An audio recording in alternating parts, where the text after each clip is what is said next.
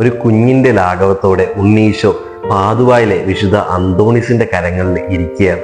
അന്തോണിയാരുടെ ഏതൊരു സ്റ്റാച്ചു എടുത്ത് നോക്കിയാലും ഈ ഉണ്ണീശോയും ലില്ലിപ്പൂവും അതേപോലെ തന്നെ ബൈബിളും ഒക്കെ ഈ കരങ്ങളിൽ ഇരിക്കുന്ന നമുക്ക് കാണാം. ഉണ്ണീശോ കരങ്ങളിൽ ഇരിക്കുന്നതിന്റെ പിന്നിൽ ഒരു സംഭവമുണ്ട്. അത് നിങ്ങൾക്ക് അറിയാമെങ്കിൽ കമന്റ് ബോക്സിൽ മെൻഷൻ ചെയ്യാം. അറിഞ്ഞൂടാത്തവരുണ്ടെങ്കിൽ please to have a research, ഒന്ന് റിസർച്ച് ചെയ്യുന്നത് നല്ലതാണ് കേട്ടോ. അതേപോലെ തന്നെ അന്തോണിസ് എന്തിന്റെ മധ്യസ്ഥനാണെന്നും കൂടി കമന്റ് ചെയ്താൽ നന്നായിരിക്കും.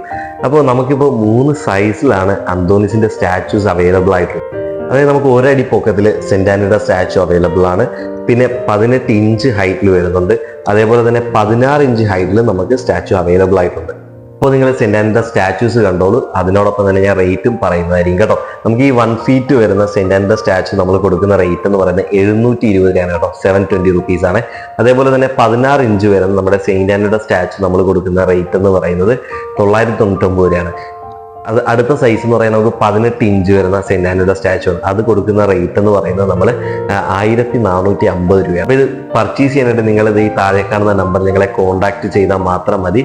ഞങ്ങൾ നിങ്ങളെ അവിടെ ഗൈഡ് ചെയ്യുന്നതായിരിക്കും കേട്ടോ. അപ്പോൾ thank you so much watching my video. അപ്പോൾ വീണ്ടും കാണുന്നവരെ ബൈ.